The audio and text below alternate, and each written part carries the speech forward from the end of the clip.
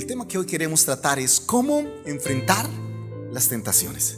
Y yo creo que en la vida hemos tenido tentaciones. Yo creo que de que éramos niños, la tentación con hacer una pilatura, la tentación con tomar algo, con quedarse con los vueltos de la mamá. Generalmente te mandaban a la tienda y tú llegabas después de 2 horas diciendo mamá que no había y no quedaron vueltos. Entonces generalmente siempre estamos rodeados de muchas tentaciones y en la medida que crecemos pues tenemos muchas más tentaciones. Algunos piensan que, pastor, yo quiero casarme para que se me acaben las tentaciones. Se le multiplican, ¿ok?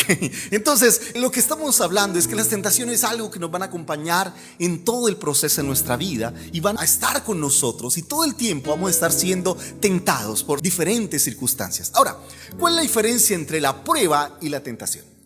Es que mientras la prueba, que recuerdan, viene de parte de Dios, que Dios permite, busca sacar lo mejor de ti, o como decía Santiago, para que seáis perfectos, la tentación pone en evidencia lo peor de ti.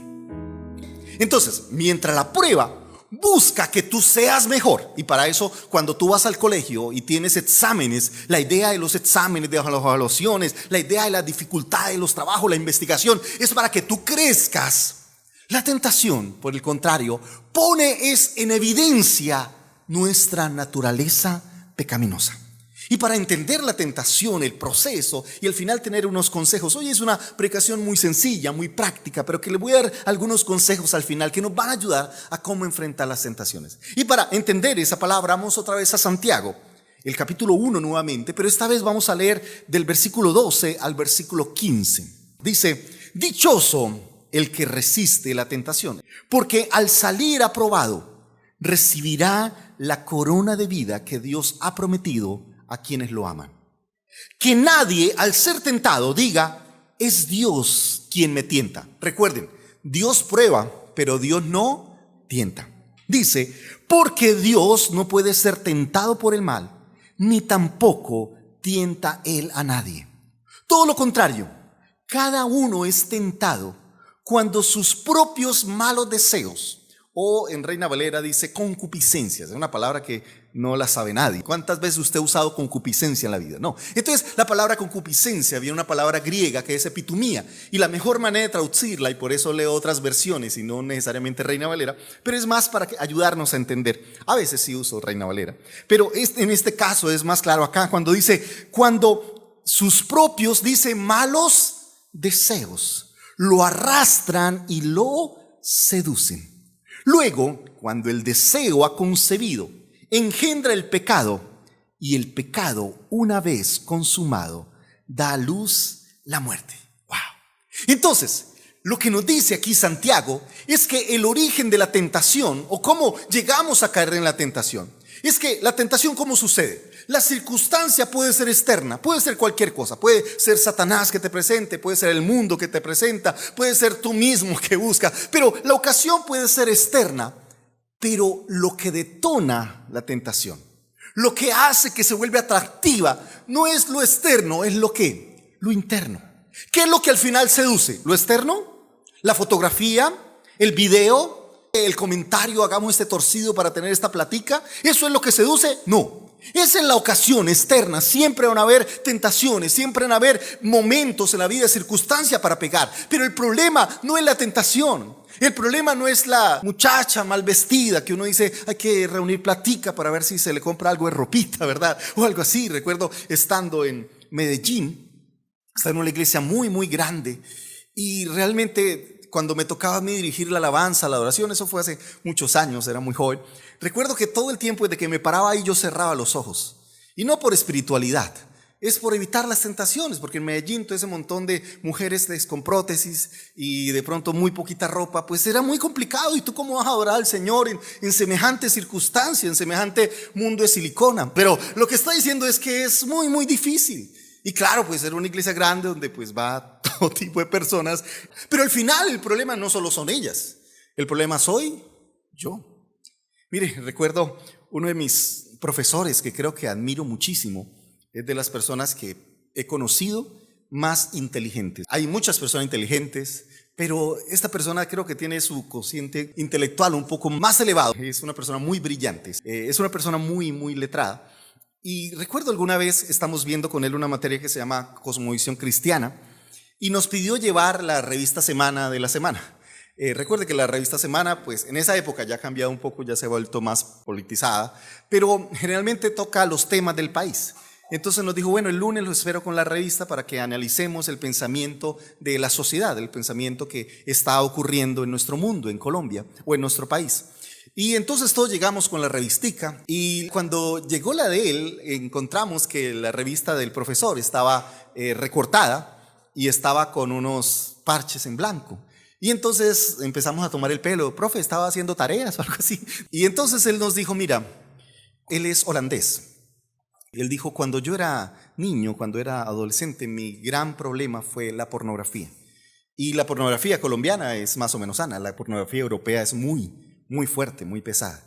Él dice, yo caí en esa adicción y en esa esclavitud por muchos años, así que cuando vine al Señor me convertí, el Señor me cambió, ahora pues le sirvo al Señor por tantos años, pero igual él dice es algo que sigo luchando. El hecho de ser cristiano no significa que se atacaron las tentaciones. Entonces toda la correspondencia que llega a mi casa, la primera que le recibe es mi esposa.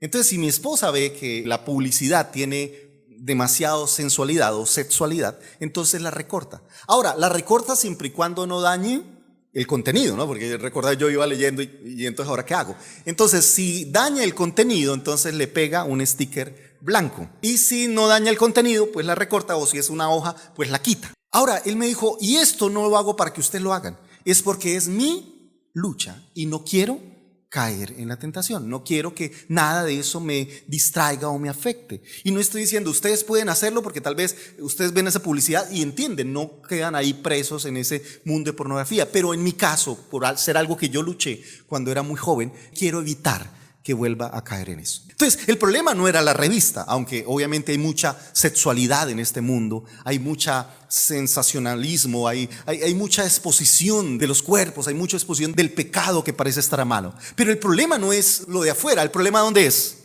Lo de adentro. Ahora, pero ¿cómo funciona el tema de la tentación? Dice la Biblia que la tentación se alimenta de los deseos. Y la palabra aquí es epitumía. Ahora, todos tenemos diferentes tipos de deseos. Tenemos deseos buenos y tenemos deseos malos. Es más, siempre que había leído este texto, siempre había hablado de la epitumía como algo malo. Y todos nacimos con deseos. Es más, me sorprendió haciendo el estudio para esta palabra, que esta palabra, epitumía, no solamente es usada en la Biblia en connotación negativa, como en este caso, sino también es usada en connotación positiva. Y quiero mostrarles, por ejemplo, algunos ejemplos en la Biblia. Dice Lucas 22:14, es un texto que de pronto has escuchado. Dice la palabra, cuando llegó la hora, Jesús y sus discípulos se sentaron a la mesa. Y mira lo que dice. Entonces les dijo, he tenido muchísimos deseos. Y aquí la palabra es epitumía. He tenido muchísimos deseos de comer esta Pascua con ustedes antes de padecer.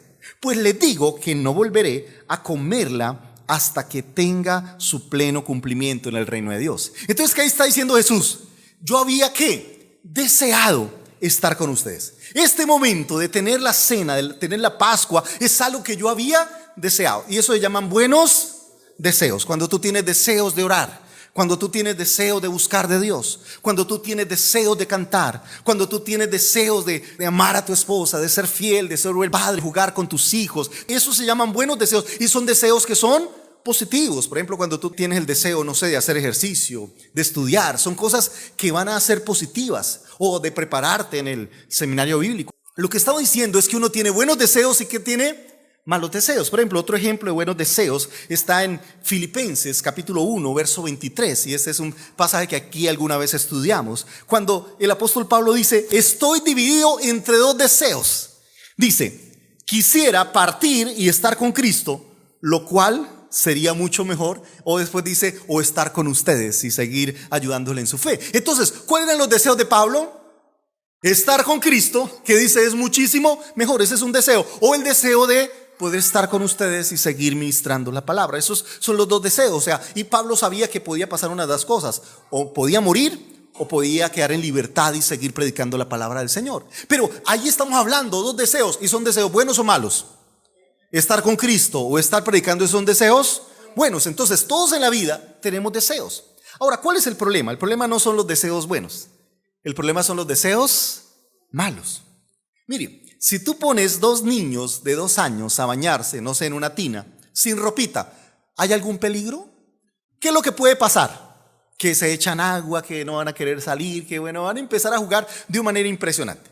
Ahora, pero 10 o 15 años después, esos dos mismos niños, bueno, ya no son niños, en esa misma circunstancia, ahí sí hay peligro. Ahí sí, como dice la canción de la competencia, huele a peligro. ¿Y cuál es la diferencia? Uno dice, pero ¿por qué? ¿Qué pasó? Eran los dos mismos. Es más, eran los dos amiguitos que se bañaban cuando tenían 2 añitos. Ahora tienen 18. ¿Por qué no se pueden bañar? Ah, ¿por qué?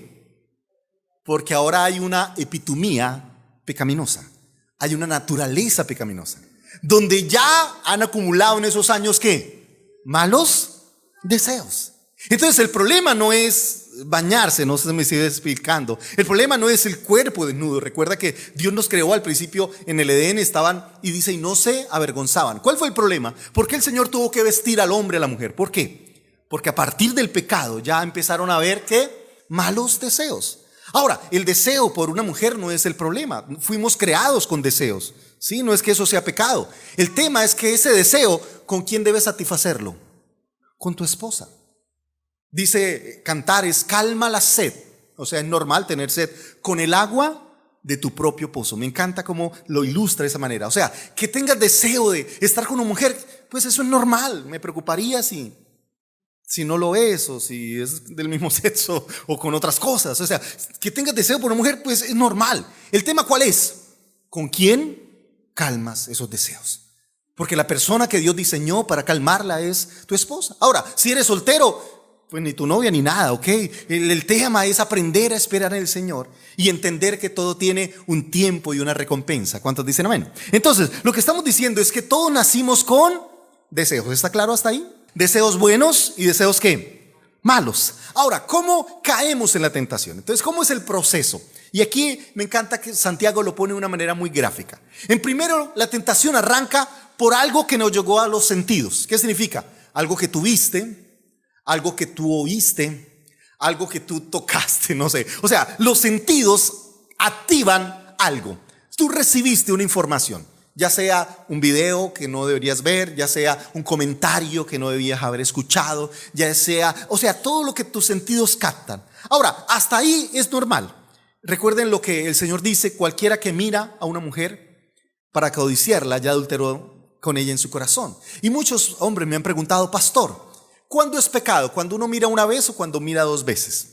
Entonces, ¿la primera mirada es pecado o la segunda? Yo le digo, el tema no es cuántas veces miras, sino qué haces con lo que has mirado. Porque la imagen que tú tienes y que recibiste, el tema es qué haces con ella. Porque una cosa es una mirada accidental. ¿Qué significa accidental? Pues uno iba tranquilo, iba caminando y pasó algo que no debería ver. Sí, o tú estabas en el Facebook y no sé si te ha pasado y pasa un video que no debería estar ahí en tu perfil. Entonces uno dice, wow, pero esta persona ¿por qué comparte eso? O una foto que es demasiado insinuante. Uno dice, no debería ser así. No sé por qué hay todo un proceso como de mostrar, no sé si es como si estuviera en vitrina o en promoción, lo que no muestra no vende o algo así. Pero no debería ser. ¿Quieres mostrar? Pues cásate o espera mostrarle todo eso a tu esposo, a tu marido, que te va a respetar, y porque al final dice la Biblia que nuestro cuerpo es templo del Espíritu Santo. Entonces una cosa es algo accidental y otra cosa es una mirada intencional. Por eso dice, el que mira para codiciarla. Eso ya no es accidental. ¿Eso qué es? Intencional. Cuando a veces hasta yo busco mirar, hasta yo busco la ocasión, hasta yo miro a ver dónde está la oportunidad. Ay, necesito un dinero extra, y entonces miro cómo aprovechar un mal negocio. Entonces, otra vez, una cosa es lo accidental y otra cosa es lo intencional. Entonces, digamos que fue accidental. Pastor, yo no lo buscaba, yo no lo esperaba. La noche oscura, la vaca negra y yo que no veo. Señor, tantas curvas y yo. No, tal vez fue algo accidental que arranca por una ocasión externa. ¿Pasa a dónde? ¿Dónde se queda esa imagen? ¿Dónde se queda? En nuestra mente. Dice los psicólogos que cuando hay una imagen demasiado agresiva, dura años en ser borrada. Porque eso se te queda ahí en la mente, una imagen demasiado. Por eso una de las cosas que hacen el abuso infantil es mandarle a los niños imágenes muy expresivas. Porque eso ya queda ¿dónde? En su mente. Y eso que ellos vieron ya no hay forma de de sacarlo. No es como el computador que fácilmente uno lo borra. No, ahí se queda y te va a seguir manteniendo esa imagen, y en la noche vas a soñar con esa imagen. Porque el problema de las imágenes o lo que perciben los sentidos es que es difícil borrarlo, es difícil sacarlo. Y por eso llega ahí en nuestra mente, y entonces ahí empieza la batalla. Recuerde que la palabra decía que nuestra guerra no es contra sangre y carne, sino que dice la Biblia que el enemigo pone en nuestra mente pensamientos que van en contra de la voluntad de Dios. Y por eso Dios nos dio armas para destruir ¿qué? Argumentos, para destruir todo eso que pasa en mi mente. Por eso la batalla ocurre aquí en mi mente. Y es en la batalla donde tú empiezas a pensar en que borrarlo, en algo que no debe pasar, no debe hacer, o empiezas a pensar en la posibilidad. Yo no sé cuántos recuerdan la época, bueno, si usted recuerda esto, es población de alto riesgo. ¿Recuerdan la época de los Picapiedra? ¿Sí recuerdan? Cuando Pedro Picapiedra tenía que enfrentar una situación difícil, se le aparecían dos picapiedritas, ¿sí? Uno era ¿qué? Un angelito, y el otro era un diablito. Ahora, casi siempre a quien le hacía caso. Pero lo que estaba diciendo es que ahí en la mente, antes de hacer lo que sea, él empezaba a luchar con dos argumentos. El argumento de ¿qué? De lo bueno, de oye, no lo hagas, mira que esto. Y el argumento de ¿por qué no lo haces? Y entonces ahí es donde empiezas tú a batallar. Es en tu mente donde empiezas a luchar por hacerlo o no hacerlo. Sencillamente decir, no, en el nombre del Señor eso no va a pasar. Yo amo a mi esposa, yo soy fiel, o yo soy un joven cristiano, yo tengo temor de Dios, debo reflejar a Cristo. O pensar en la posibilidad. ¿Y por qué no? Ahora, depende de lo que tú te alimentes. Algún filósofo decía que hay dos perros peleando en mi interior, uno malo y uno bueno. Y le preguntaron, bueno, ¿y quién va ganando? Depende del que tú alimentes. Si tú te llenas de la palabra, como dice la Biblia, en mi corazón he guardado tus dichos o tu palabra para no pecar contra ti. Si tú te llenas de la palabra, vas a tener argumentos. Si tú vas a estar en comunión con Dios, vas a tener fortaleza para decirle a la tentación no. Pero si tú solo te llenas de reggaetón, te llenas de canciones que te dicen que hay de malo en quererte, sí, es una noche loca, una noche más, y empiezas a llenarte de todo eso, ¿qué es lo que está haciendo? Alimentando la tentación. Que la tentación gane, que esos pensamientos que están en tu mente, que están batallando, tomen su lugar. Ahora, ¿qué pasa en tu mente? En tu mente va a pasar algunas cosas. Aquí las palabras que utiliza el apóstol Pablo son interesantes. Porque lo primero que dice es que esa imagen o ese pensamiento, ese comentario o esa sugerencia que te están dando, lo primero que va a hacer es atraerte. O sea, decirte, oye, pero mire, es tan bueno la posibilidad. Uy, mire esa plática que no es tuya, pero cuánto te puede ayudar. Oye, pero mire ese chisme que puedes dar y hablar de esa persona. Sí, la vas a destruir. Uy, pero para el frío no hay nada más chévere que como un chisme caliente, ¿no? Y entonces estamos ahí con esa posibilidad y empezamos a ser atraídos por ella. Ahora, después, la palabra que era atraído es sekelko, pero después pasa otra palabra que es atrapado. O sea, no solamente te atrae, sino busca atraparte, busca capturarte. Eso es como una semilla. Recuerden que Satanás, yo les decía, jamás le dio la fruta a la mujer, jamás. Él no dice, hizo un pay de fruta prohibida y se la dio engañado. No, ¿qué hizo Satanás? ¿Sembrarle qué? Un pensamiento, sembrarle una semilla. Decirle, mire, Dios es mentiroso, Dios no es íntegro, eso que Dios está diciendo no es cierto. Lo que pasa es que Él solo quiere ser Dios y no quiere compartir su deidad con ustedes. Ahora, eso es delicado. Pero esa semillita, ¿dónde quedó? Ahí en la mujer. Y recuerda que esa semillita, ¿qué cambió? La percepción, la cosmovisión. Recuerde que antes de la tentación, ¿cómo la mujer veía esa fruta? ¿Cómo la veía? Como algo malo. Pero ahora, dijo, ella la vio y dijo, he aquí que es buena para comer. Entonces la primero lo vio bueno, o sea, le cambió el valor moral. Y eso es lo que hace la tentación, que a lo malo tú lo veas bueno. Ahora, no solamente lo vio bueno, dice, y agradable para comer, y codiciable para alcanzar sabiduría. O sea, ¿qué empezó a hacer la tentación?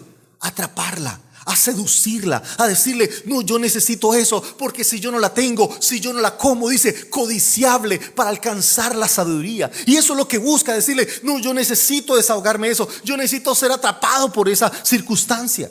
Como le digo, eso pasa en tu mente.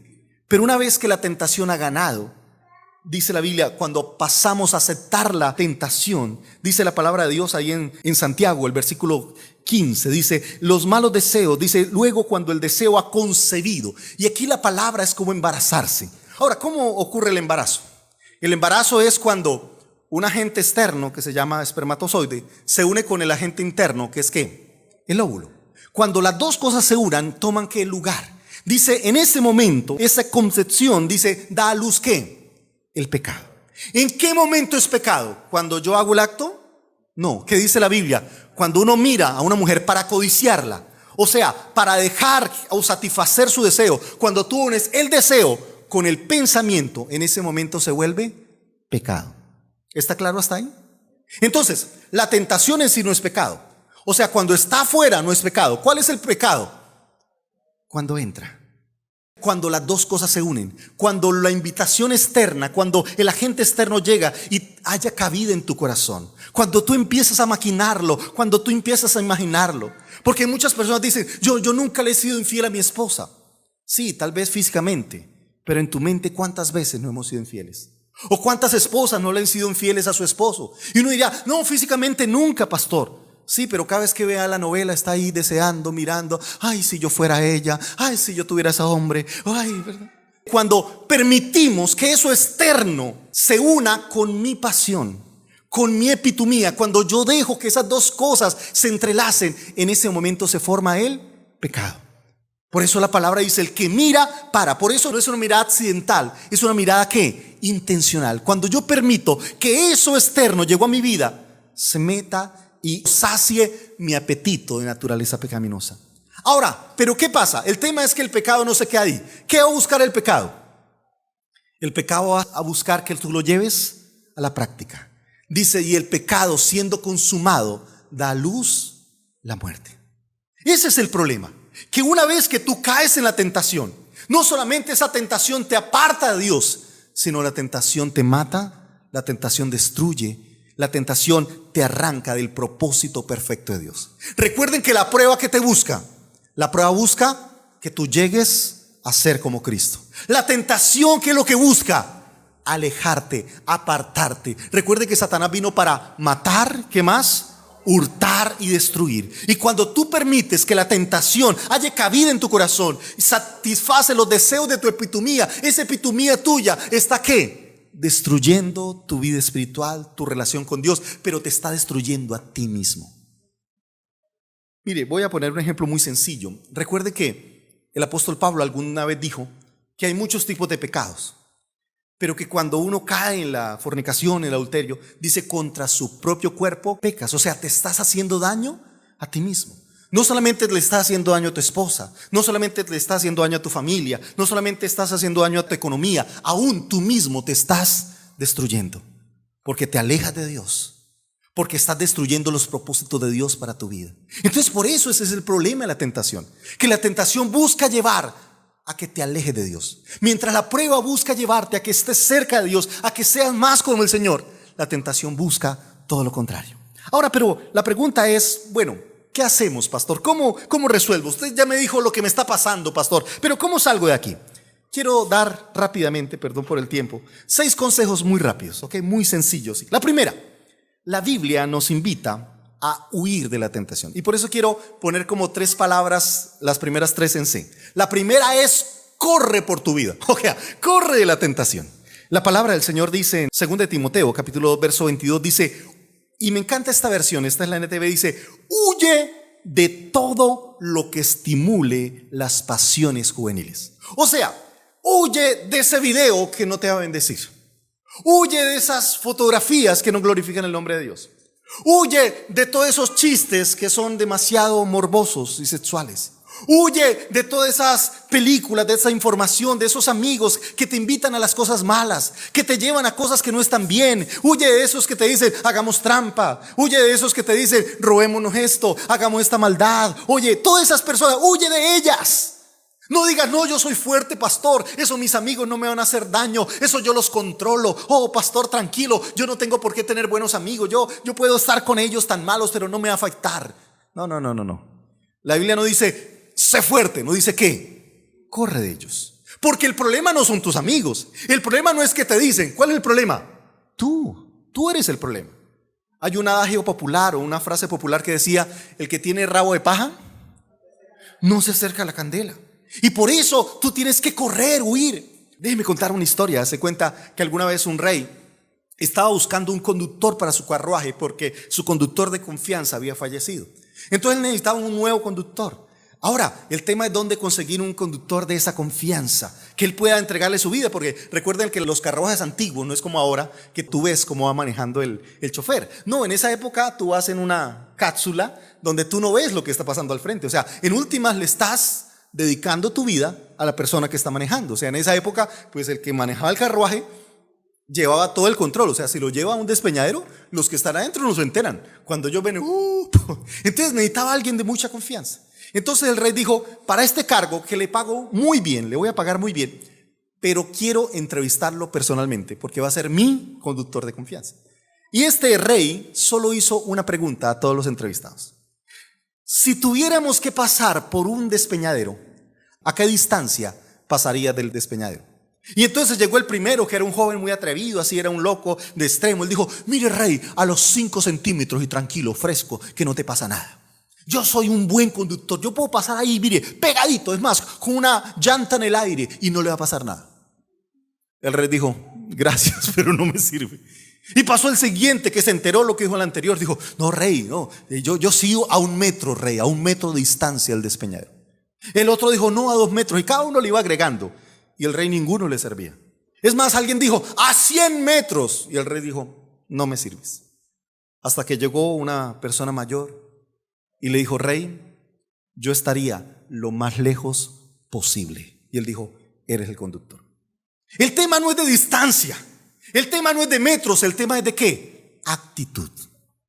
Si tú buscas estar cerca de la candela, ay pastor, es que yo no voy a tomar nada, pero me hago con mis amigos tomadores. Oh pastor, yo no voy a hacer nada, pero me hago con ellos que hablan de cosas y temas que no me ayudan, no edifican, no construyen mi familia, antes me alejan. Oh pastor, yo no voy a hacer nada, pero empiezas a dar lugar. Déjeme decirle, tarde que temprano vas a caer en la tentación. Entonces, si tú quieres tener una vida íntegra, ¿qué tienes que hacer? Corre lo más lejos posible. Mire, yo estudié en un colegio que no era cristiano, bien, pero bien pervertido. Tenía amigos que estaban metidos en droga, otros que estaban metidos en el tema de la sexualidad. Bueno, había mucha cosa, mucha perversión. Pero ellos sabían que compartíamos cosas que podíamos compartir, jugar, estudiar, hacer bromas. Pero cada vez que iban a hacer algo malo, ¿sí? Iban a un lugar que no era el correcto, siempre decía, bueno, Obed, gracias, vamos a otra cosa. Así que terminamos ahí, nos despedíamos, seguíamos siendo amigos al otro día. Pero ya esa otra parte que iban a hacer ya no iban conmigo. Sabían que conmigo no habían chistes verdes, ni de doble sentido, ni de groserías, porque no me gustaban. Y el resto compartíamos, pero ellos sabían el límite. Y cada vez que iban a hacer algo que no estaba bien, siempre se despedían. Bueno, Dios te bendiga, chao, nos vemos. Y ya, y se iban a hacer otras cosas. Pero yo tenía claro el límite. Por eso tú no puedes jugar con el pecado. Tú no puedes jugar a que me quemo o no me quemo. Si no le pasa como esta chica que está jugando en el bungee jumping, se le olvidó amarrarse bien, ¿verdad? Y ese límite, ¿cómo hago que me mate pero no me mate? Por favor, ten cuidado cada vez que tú juegas con el pecado, porque el pecado busca ¿qué? Atraparte, y una vez que te atrapa, te destruye, daña tu vida. Entonces primero corre. La segunda, este es un consejo que da Jesús. Jesús dijo, por tanto, si tu ojo derecho te es ocasión de pecar, ¿qué dice? Sácatelo y tira. Ahora, usted dirá, pastor, si estoy pecando con este ojo, me lo voy a sacar. No, el tema no es el ojo físico, sino el consejo de Jesús es toma decisiones radicales. Y la palabra en sí, la primera era corre, la segunda es corta con todo lo que te está haciendo pecar. Entonces, si tú ves que esta amistad tú no puedes controlarla, si no hay límites en esta amistad, sino que poco a poco te está llevando a que tú seas como él en vez de que él sea como tú, esa amistad debes ¿qué? Cortarla. Si el Facebook te está haciendo pecar, pues córtalo. ¿Por qué no haces un ayuno de Facebook un mes? No sé. O uno empieza a eliminar personas que no están colocando cosas que agradan al Señor y me están afectando en mi fe. Entonces tú tienes la opción de ¿qué? De cortar, de tomar decisiones radicales. La tercer consejo es, mire lo que dice Romanos capítulo 6 verso 12. Dice, por tanto, no permitan ustedes que el pecado reine en vuestro cuerpo mortal, ni obedezcan a sus malos deseos. No ofrezcan los miembros de su cuerpo al pecado como instrumentos de injusticia. Al contrario, ofrézcanse a Dios como quienes han vuelto de la muerte a la vida. Mire, me encanta porque la imagen de ofrecerse a Dios es ponerse en el altar. Como dice Romanos capítulo 12, yo le ruego por la misericordia de Dios que presentéis vuestros cuerpos ¿en qué? En sacrificio vivo, santo y agradable a Dios. Entonces, mire, no deje que tu cuerpo sea usado para pecar. Todo lo contrario, toma tu cuerpo y úsalo para adorar a Dios, para que esté en el altar de Dios, para que sea un instrumento de Dios. O sea, ¿a quién le estás entregando tu cuerpo? ¿A quién le estás entregando tu vida? En vez de entregarla a tus malos deseos, a tus pasiones, entrégalo y ofrécelo a Dios. Y por eso las tres primeras palabras, ¿cuáles son? Corre, ¿cuál más? Corta y tercero, consagra. Ok, tres primeras. ¿Cuál es la primera? Corre, corta, consagra. Corre de lo que no le agrada a Dios, de lo que estimula tus malos deseos. Segundo, corta. Si tú no corriste y ya dejaste que esa amistad tomara lugar en tu vida, entonces corta. Y si has cortado, ¿ahora qué? Consagra a Dios. Y los tres últimos consejos. Otro elemento importante que nos va a ayudar a vencer la tentación es llenarme de la palabra de Dios. Hay un pasaje hermoso que dice en Salmo 119, dice: en mi corazón he guardado tu palabra para no pecar contra ti. Cuando tú te enamoras de palabra, te llenas de la palabra de Dios, vas a tener argumentos para vencer la tentación. Cuando Jesús fue tentado, ¿recuerdan? Que vino el tentador. ¿Con qué Jesús venció la tentación? ¿Con qué la venció? Con la palabra de Dios. Dijo: aléjate de mí, porque escrito está. Ahora, recuerden, ¿cómo yo recuerdo la palabra de Dios? Yo les decía que la palabra recordar en griego es cardia, que viene de corazón, de la palabra corazón. O sea, tú recuerdas lo que está ¿dónde? En tu corazón. Ahora, entonces, para que la palabra esté en mi corazón, ¿qué tengo que hacer con ella? No solamente leerla, porque tú puedes leerla y olvidarla. ¿Cuántos libros no hemos leído que no nos acordamos ni una palabra de esas? ¿Qué cosas recordamos? Las que tocan nuestro corazón. Por eso dice la Biblia, no solamente dice el Salmo 1, bienaventurado el varón que no anduvo en consejos de malos, sino dice, sino que en la ley de Dios está su delicia. Yo quiero comentarles algo.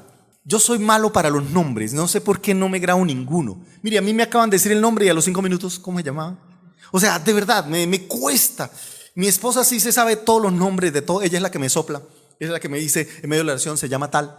Porque mire, así lo conozca de años, llega un momento en que se me olvida. O sea, tengo esas como lagunas que, ay, ¿cómo se llama? Oye, es mi amigo, llevamos 20 años de amigos, ¿cómo es que se llama este amigo? Pero hay momentos que a mí no sé por qué se me olvida. Así como a veces lo recuerdo, pero hay momentos que yo como que las paso por alto. Pero ¿sabes qué no olvido? Ni la palabra de Dios, ni las prédicas. Es más, recuerden que antes yo predicaba sin notas, sencillamente el violín. Simplemente la guía. Toda la predicación estaba ¿dónde? En mi cabeza. Es más, puedo predicar sin notas, sin videoín, hasta sin Biblia, porque todo está acá. O sea, toda la información, todo el proceso está en mi cabeza. Y yo no tengo ningún problema. Tengo un montón de predicaciones que están acá. Es más, solo es recordar, ahí está. Y puedo entenderla y explicarla y exponerla sin ningún problema. O sea, desde niño he recordado la palabra, he mantenido eso. ¿Por qué? Porque está ¿dónde? En mi corazón. Porque son las cosas que son mi delicia.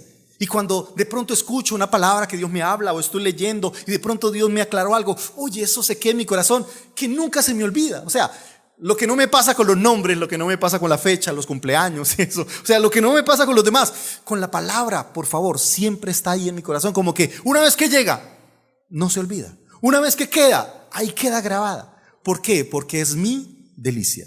¿Quieres que la palabra de Dios siempre esté en tu vida? Ten delicia por la palabra. Empieza a enamorarte de la palabra. Como dice la Biblia, que tú tengas hambre y sed de ella, que digas, Señor, qué rico disfrutarla. Por eso no dice bienaventurado el varón que lee la palabra, dice, sino que en ella está su delicia. Y como en ella está su delicia, dice, en ella ¿qué? Medita de día y de noche. O sea, tú vas a tener la palabra. Y claro, como la palabra está en tu corazón, como tú estás pensando, ¿en qué momento llega un mal pensamiento? ¿En qué momento llega una ocasión de pecar? No, tú estás ocupado ¿en qué? En la palabra. Tú estás ocupado en meditar en ella. Tú estás ocupado en pensar en lo que está pasando. Y sabes, a veces me ha pasado que de pronto salgo por aquí muy cerca a Juan Valdés o a Tostaba a tomar un cafecito y yo no estoy mirando a nadie. En mi mente estoy pensando en lo que Dios está hablando, en la palabra, en lo que hay que predicar, y estamos ahí como haciendo esa lucha, y me encanta como salir a respirar y estar ahí meditando. como diciendo, Señor, ¿qué significa esto? Pero ¿cómo puedo enlazarlo? ¿Cómo puedo entenderlo para explicarlo? Y mi mente está ahí, y pueden pasar un montón de personas y no la estoy viendo. O sea, tú estás mirando, pero no estás mirando.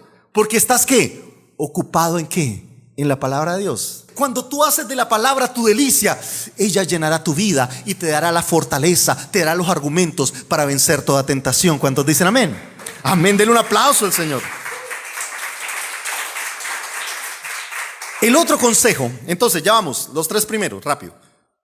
Corre, corta, consagra. La quinta es, me encanta, porque la tentación pone en evidencia lo cerca o lo lejos que estoy de Dios.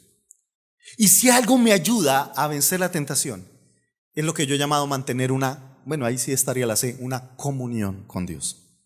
Mire, ¿cuál fue el pecado de David? ¿Alguien sabe? Cuando pecó con Betsabé, cuando mató al esposo de Betsabé, cuando hizo todas esas cosas, ¿cuál fue el pecado de David? ¿Cuál fue el pecado más grave? Mire, mató, adulteró. Recuerda, él estaba en la terraza de su reino y de pronto vio una muchacha bañándose como el Señor la trajo al mundo. Y ahora, ¿por qué estaba bañando así? Porque todos los hombres, ¿dónde estaban? En la guerra. Se supone que solo habían mujeres y niños. Entonces ella estaba tranquila. Ella no sabía que el rey se había quedado.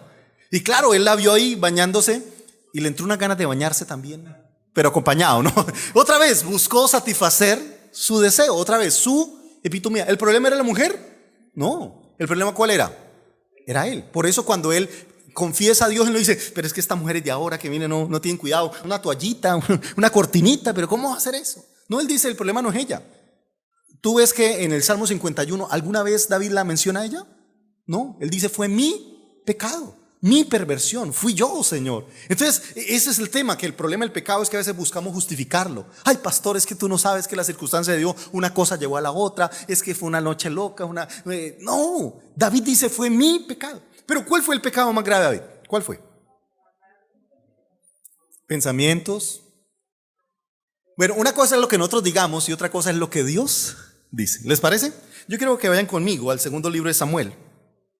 El capítulo 12, el verso 8. Perdón que ustedes tienen Reina Valera, permítame leerlo en otra versión.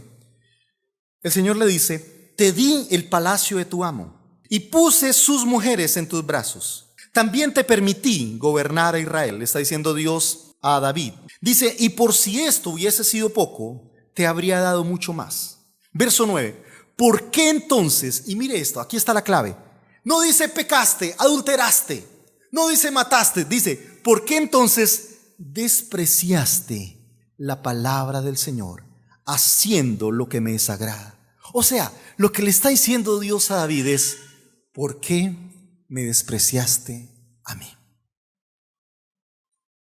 Cuando tú caes en la tentación, en últimas lo estás despreciando, ¿qué? A Él, a su presencia y su palabra. Y esto es fuerte. Porque tal vez tú digas, pastor, es que me estoy sacando el clavo, me pusieron los cachos, ahora yo también los pongo. No se trata de eso. El Señor dice, cuando tú pecas, cuando tú caes, al final lo estás despreciando a Él.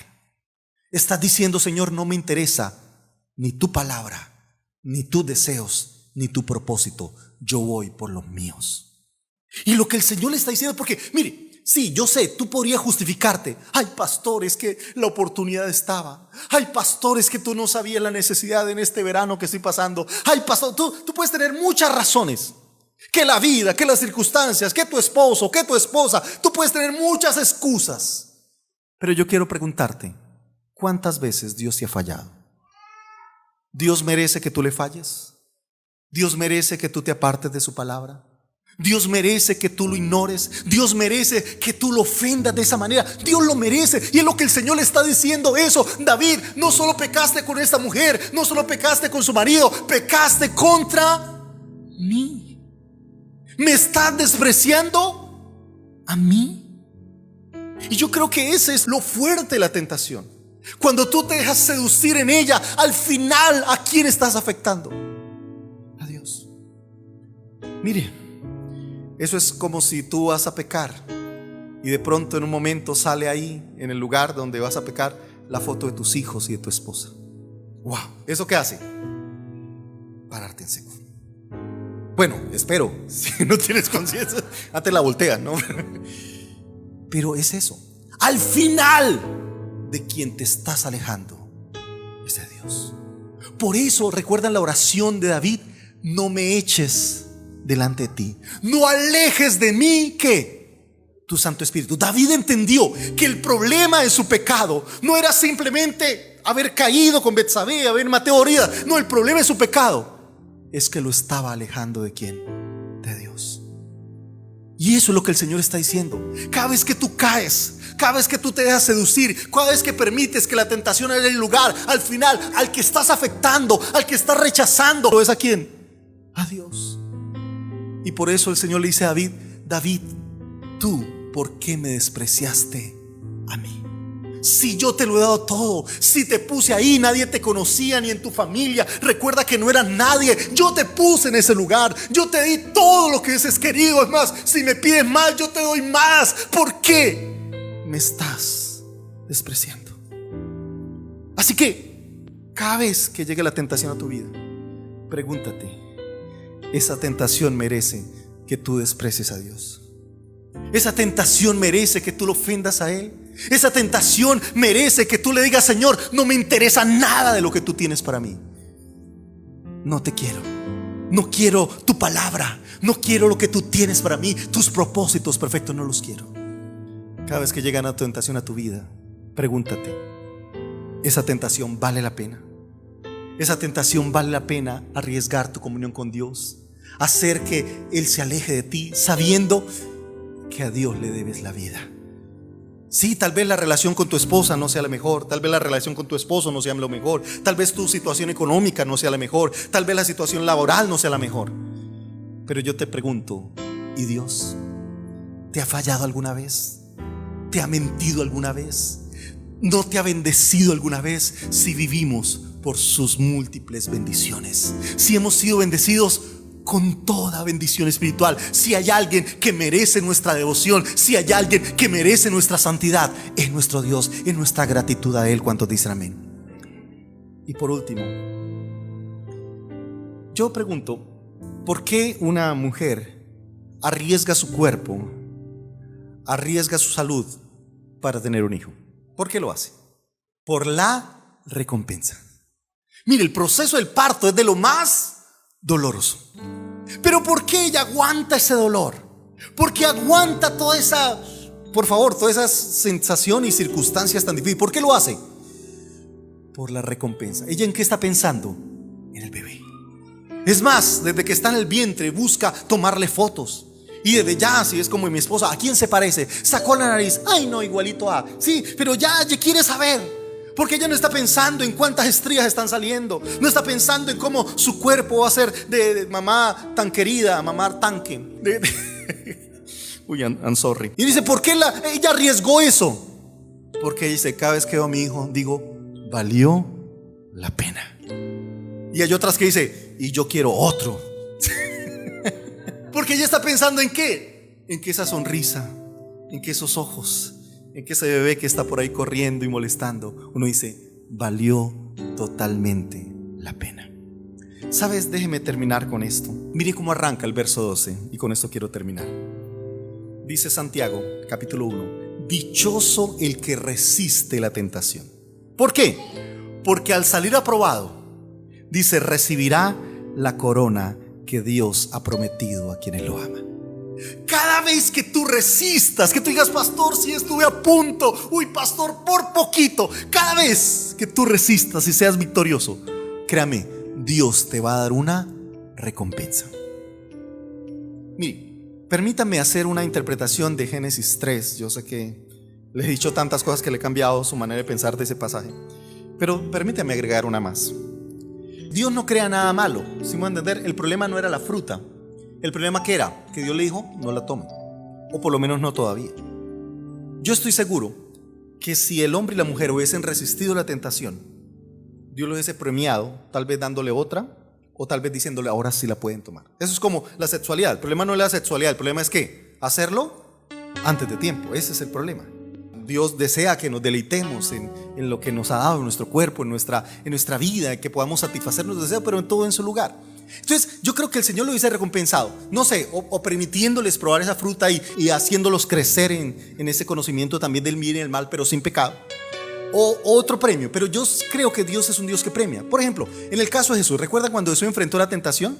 El que tenía al principio hambre, y Satanás le dijo: mira, si eres hijo de Dios, haz que estas piedras se conviertan en pan. Pero si tú lees Mateo, dice al final de la tentación, al final dice, y después de la tentación dice, vinieron ángeles y le servían. O sea, yo me imagino que el Señor ahora, una vez que mandó la tentación, en vez de haber estado comiendo piedras que se convirtieron en pan y satisfacer el hambre, ¿pero qué hubiese perdido? El manjar que Dios tenía. Yo me imagino a los ángeles trayendo las frutas, trayendo ese desayuno, esos huevitos revueltos, trayendo esa comida deliciosa. O sea, cuando tú resistes la tentación, créame, Dios va a traer una recompensa, un premio sobre tu vida. Así como cuando yo caigo, esa tentación me destruye, me acaba, mata mi vida. Cuando yo la resisto, dice la Biblia, dichoso el que la resiste. Bienaventurado el que la soporta. Entonces cada vez que esté en una tentación, diga, recuerde la palabra del pastor: no, esta tentación no vale despreciar a Dios. Y segundo, y yo sé que si la resisto, Dios tendrá una recompensa de bendición para mi vida. ¿Cuántos dicen amén? Yo sé que hay tentaciones que nadie se entera, que su esposa ni se enteró, que sus hijos no se enteraron, que el jefe de la empresa no se enteró que tú pudiste sacar dinero pero no lo hiciste, que fuiste honesto, que devolviste el dinero que era, que hiciste las cosas correctas. Yo sé, hay momentos en la vida que tú sientes que nadie se enteró, pero créame, Dios sí se enteró. Y Dios dará recompensa sobre tu vida, porque Dios es fiel. Cuando Dios prometa, Él cumple lo que promete. ¿Cuántos dicen amén? Por eso dice bienaventurado. ¿Por qué? Porque ese que resiste, porque ese que aguanta, recibirá el premio, recibirá la bendición de Dios para tu vida. Entonces piénsalo, estos 5 minutos, si es que aguanto 5 minutos, no vale la pena cuando tiene una recompensa mayor para tu vida. Esta circunstancia, sí, este dinero me lo llevé, sí, lo usé, lo gasté, pero yo prefiero la bendición que viene de parte de Dios. Yo prefiero esa recompensa que viene de Él. Y por eso yo te digo, cuando tú estás enfrentando la tentación, recuerde que si tú la resistes, eres un hombre dichoso, bienaventurado, porque recibirás la bendición que viene de parte de Dios. Así que la próxima vez que enfrente una tentación, recuerda eso: no, yo me espero, porque si esta tentación está aquí, es porque Dios tiene una bendición para mi vida, para mi familia, para que mi economía, para mi hogar. ¿Cuántos quieren esa bendición? Yo quiero invitarle que nos coloquemos de pie. Quiero invitarles para que ahí donde estás le digas al Señor: Señor, perdóname cuántas veces he caído. Tal vez tú dijiste: ay, yo vine aquí hoy, justo el pastor vino para que me sintiera mal, porque yo no puedo ver tentación, porque ahí voy cayendo, porque a mí no me pueden ni insinuar cuando ya estoy pensando lo que no debo pensar. Sabes, el Señor vino aquí a salvar lo que se había perdido. Yo no sé cuántas veces te has equivocado en la vida, pero la Biblia dice: si confesamos nuestros pecados, Él es fiel y justo para perdonarnos, para limpiarnos. O para, como le dijo a la mujer adúltera: yo no te condeno, vete y no peques más. Te estoy dando una nueva oportunidad, te estoy dando una nueva vida. Te estoy diciendo: quiero hacer en tu vida un borrón y cuenta nueva. Quiero atraerte a mi presencia. Quiero cambiar tu vida para que a partir de hoy seas diferente, para que a partir de hoy no seas vencido de lo malo, sino que tú puedas vencer toda tentación. Por eso quiero invitarte para que le digas al Señor ahí: Señor, cambia mi corazón. Perdóname si te he fallado. Perdóname, Señor, si he sido débil, si he sido vulnerable, si he permitido cosas que están dañando mi vida espiritual, que están afectando mi comunión contigo. Dígale: Señor, perdóname. Y ahora, Señor, yo te pido que tú me des un nuevo corazón. Mire, David lo dijo de una manera tan linda. Dice: crea en mí, oh Dios, un limpio corazón y renueva un espíritu recto dentro de mí. Yo quiero que le digas eso al Señor. Dile ahí: crea en mí, oh Dios. Dígale eso: crea en mí, oh Dios, un limpio corazón y renueva un espíritu recto dentro de mí. Dile: Señor, dame un nuevo corazón, un corazón que te ame, un corazón que te honre, un corazón, Señor, que sea como el tuyo. Que yo pueda, en vez de recibir muerte, recibir la victoria. Y por eso Santiago dice: bienaventurado, dichoso, afortunado el que logra vencer. Sí, la tentación vino para mostrar lo peor de ti, pero cuando tú la vences, cuando tú logras pasarla, ahora esa tentación traerá la bendición de Dios sobre ti. Ese es el tema de la tentación, que puede traerte muerte si tú caes, o puede traer bendición si tú la vences, si tú la resistes. Y el Señor te está diciendo, recuerda lo que el Señor le dijo al pueblo de Israel: bueno, ¿qué quieren? ¿La bendición o la maldición? ¿Quieren la bendición de Dios? Entonces pasa la tentación. ¿Quieren la muerte? ¿Quieres la separación de Dios? ¿Quieres la destrucción de tu familia? Entonces deja que la tentación tome su lugar. Pero dígale: Señor, ninguna tentación vale la pena. Ninguna tentación paga el hecho de alejarme de ti. Tú vales mucho más que cualquier tentación. Tú vales mucho más que cualquier insinuación. Tú vales mucho más que cualquier momento de placer. Estar contigo es más que suficiente.